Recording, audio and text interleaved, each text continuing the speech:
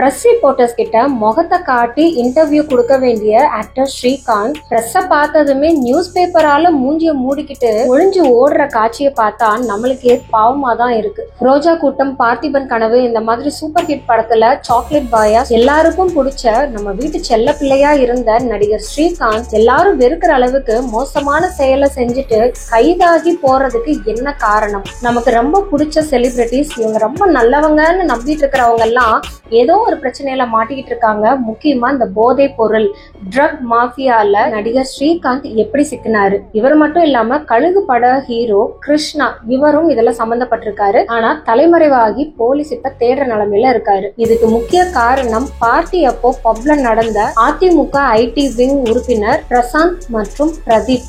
இன்னும் டீடைல்டா இந்த விஷயத்தை பத்தி சைக்கலாஜிக்கல் அனாலிசிஸோட தெரிஞ்சுக்கிறதுக்கு இன்னும் நம்ம சேனலை சப்ஸ்கிரைப் பண்ணலையா? சட்டு புட்டுன்னு சப்ஸ்கிரைப் பண்ணிட்டு வாங்க வீடியோக்குள்ள போலாம்.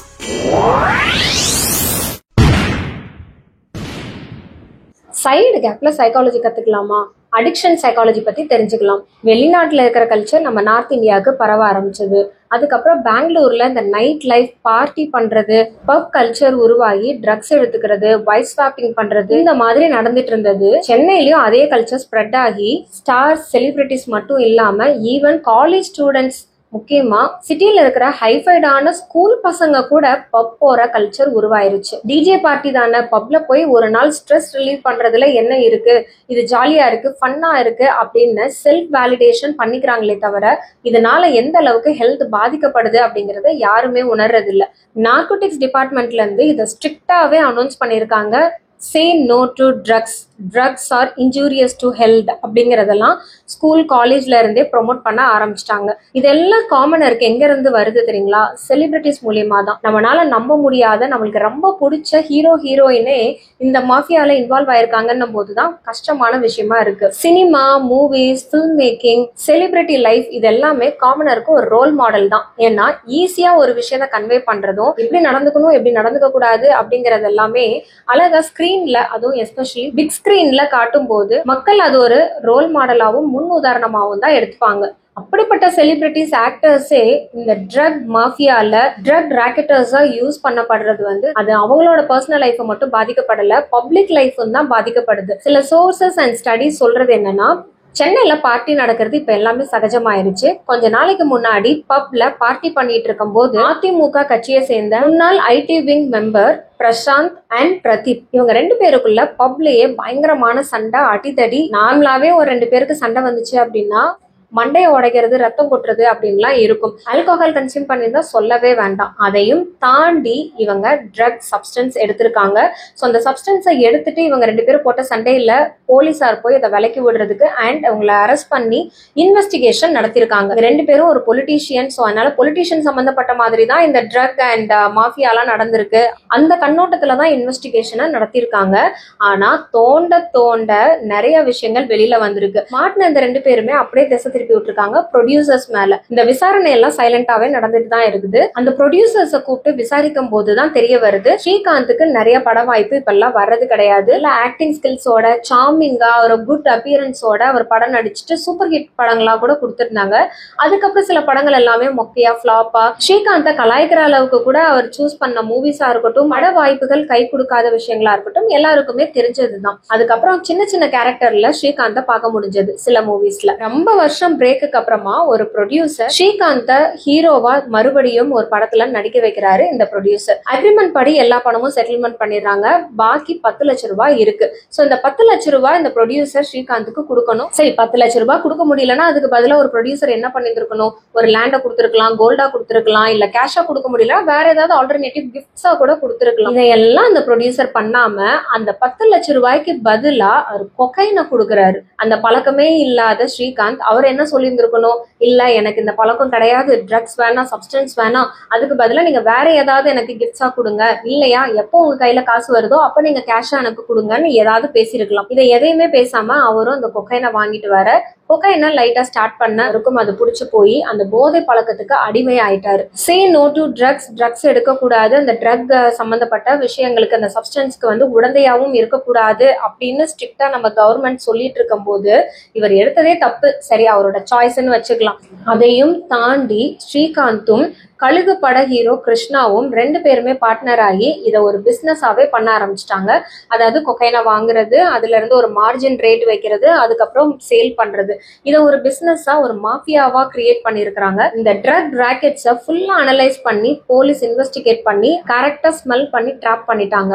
ஸோ இதெல்லாம் கன்ஃபார்ம் ஆனதுக்கு அப்புறம் தான் ஸ்ரீகாந்தும் கிருஷ்ணாவும் இதுல இன்வால்வ் ஆயிருக்காங்கன்னு சொல்லி ஜூன் 23 ஸ்ரீகாந்தோட ரெசிடென்ஸ்க்கே போய் இன்வெஸ்டிகேஷனை மேற்கொள்றாங்க. எந்த அளவுக்கு போலீஸ் இதை கன்ஃபார்ம் பண்ணிருக்காங்க தெரியுங்களா? ஸ்ரீகாந்தோட பிளட்டை எடுத்து டெஸ்ட் பண்ணிருக்காங்க. இந்த கொக்கைன் மாதிரி ஹெவி சப்ஸ்டன்ஸ் நம்ம கன்சியூம் பண்ணாலுமே 40-50 நாளைக்கு அதோட எஃபெக்ட் பிளட்ல கலந்துருக்கும். அப்ப பாத்துக்கோங்க ஒரு கிராம் கொக்கைனோட எஃபெக்ட் எந்த அளவுக்கு இருக்கு அப்படின்னு.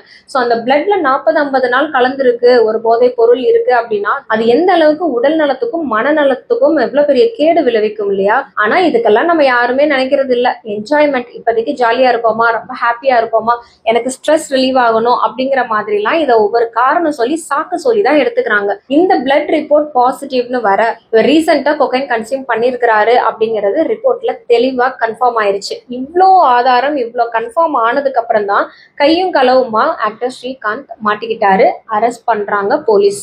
ஸ்ரீகாந்தோட வீட்டுல வச்சு போலீஸ் அரெஸ்ட் பண்ணிட்டு போறாங்க. எப்பவுமே கெத்தா பிரஸ் மீட்டை பார்த்ததுமே ஹீரோயின்ஸ் வந்துட்டு அப்படியே கெத்தா இன்டர்வியூ கொடுப்பாங்க, ஏதாவது ஸ்டைலா பேசிட்டு போவாங்க, ரொம்ப ஓவரா பந்தா பண்ணிட்டுலாம் போவாங்கல்ல. இப்ப எங்க போச்சு அந்த பந்தா, கம்பீரம், கெத்து, தென்னாவெட்டெல்லாம்? அதையெல்லாம் இழந்து ஒரு ஆக்டர், அந்த அளவுக்கு ஒரு மரியாதையா ஒரு ஸ்டேட்டஸ்ல இருக்கிற ஒரு நபர் போலீஸ் கார்ல ஏறினதுக்கு அப்புறமா எதை வச்சு மூஞ்சிய மறைக்கிறது அப்படின்னு ஒரு நியூஸ் பேப்பரை எடுத்து முகத்தை மூடிட்டு போறாங்களே. சோ இதை பார்த்தாது உங்களுக்கு அந்த போதை பழக்கமோ இல்ல அந்த ஆல்கஹால்ல தான் எனக்கு சொர்க்கமே இருக்கு அப்படின்னு நம்பிட்டு இருக்கிறவங்க கொஞ்சமாவது சிந்திச்சு பாருங்க. நம்ம கவர்மெண்ட் நார்கோட்டிக்ஸ் ஆக்ட் இதெல்லாம் போதை பொருளை எடுக்கக்கூடாதுன்னு இவ்வளவு அவேர்னஸ் அண்ட் ஸ்ட்ரிக்ட் பண்ற ரீசன் அது நம்ம உடல் நலத்தை மட்டும் கெடுக்கிறது இல்ல, உங்களோட மனநலத்தையும் ரொம்பவே ஸ்பாயில் பண்ணுது. சரி, இதெல்லாம் ஒரு பக்கம் இருக்கட்டும். இப்போ இதை சைக்கலாஜிக்கலா எப்படி நம்மளை அஃபெக்ட் பண்ணுது தெரியுங்களா? ஒரு சப்ஸ்டன்ஸ் நீங்க அந்த போதை பொருளை எடுக்க ஆரம்பிக்கிறதுக்கு ஃபர்ஸ்ட் என்ன ரீசன், என்ன ஃபேக்டரா இருக்கும்? உங்களோட லோன்லினஸ். எப்பெல்லாம் தனிமை ஆகுறீங்களோ, இந்த பிரைவசி வேற, லோன்லினஸ் வேற. பிரைவசி அப்படிங்கிறது உங்களுக்கான ஒரு சுதந்திரம், இண்டிவிஜுவாலிட்டி, நீங்க என்ன நினைக்கிறீங்களோ அதை செய்யக்கூடிய ஒரு உரிமைன்னு சொல்லலாம். ஆனா லோன்லினஸ் அப்படிங்கிறது ஒரு ரீசன், எனக்கு யாருமே இல்ல, நான் தனியாயிட்டேன், ஒரு லவ் ஃபெயிலியர், மேரேஜ்ல ஃபெயிலியர், இல்ல என்னோட சொந்த பந்தங்கள் கிட்ட எனக்கு ரெஸ்பெக்ட் இல்லைன்னு சொல்லி ஐசோலேட் ஆயிக்கிறது. ரெண்டாவது peer pressure and peer pleasure.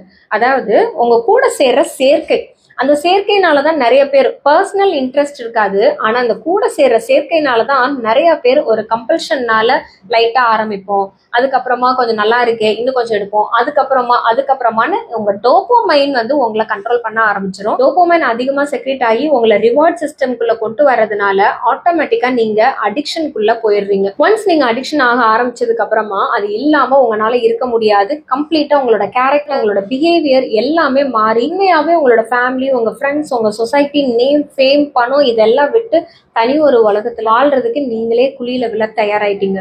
இதே மாதிரி கேஸ் தான் கொஞ்ச நாளைக்கு முன்னாடி நம்ம பார்த்தோம். மாநகரம் படமோட ஹீரோ ஆக்டர் ஸ்ரீ, அவரும் இந்த மாதிரி பட வாய்ப்புகளை தொலைச்சிட்டு எந்த ஒரு ரெகக்னிஷனுமே கிடைக்கல, நான் எவ்வளவு ஆக்டிங் ஸ்கில்ஸோட இருக்கேன், யாரும் என்னை அங்கீகாரம் கொடுக்கலன்னு சொல்லிட்டு தாய்லாந்து போயிட்டு அவர் ஐசோலேட் பண்ணி நிறைய ட்ரக்ஸ் அண்ட் சப்ஸ்டன்ஸ் எடுத்துட்டு எவ்வளவு மோசமான செயல் எல்லாம் இன்ஸ்டாகிராம்ல பண்ணிட்டு எல்லாத்தையும் பார்த்தோம். இப்போ அதுல இருந்து மீண்டும் ரெக்கவர் ஆகி கவுன்சிலிங் எடுத்துட்டு ட்ரீட்மெண்ட் எடுத்துட்டு ஒரு நல்ல நிலைமைக்கு வந்திருக்கிறாரு. அதுக்குள்ள இன்னொரு சம்பவம் நடந்திருக்குது. சரி, இப்ப பட வாய்ப்பு வரலன்னா என்ன?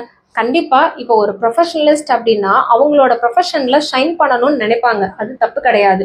நீங்க ஹார்ட் ஒர்க் பண்ணிருப்பீங்க, நிறைய அதுக்காக டெடிகேட் பண்ணிருப்பீங்க, ஃபேமிலியை மிஸ் பண்ணிருப்பீங்க, எல்லாமே ஓகே தான். ஒரு பாயிண்ட்ல கிடைக்கல அப்படின்னும் போது நீங்க மற்ற பிசினஸ்ல இன்வெஸ்ட் பண்ணிட்டு உங்ககிட்ட பணம் இருக்கும், காசு எல்லாமே சேர்த்து வச்சிருப்பீங்க. படத்துல ஹீரோ ஹீரோயின் நடிக்கும் போது நேம், ஃபேம், மணி எல்லாமே சம்பாரிச்சிட முடியும். அந்த காசை இன்வெஸ்ட் பண்ணி பிசினஸ்ல நீங்க க்ரோ ஆகலாம்ல.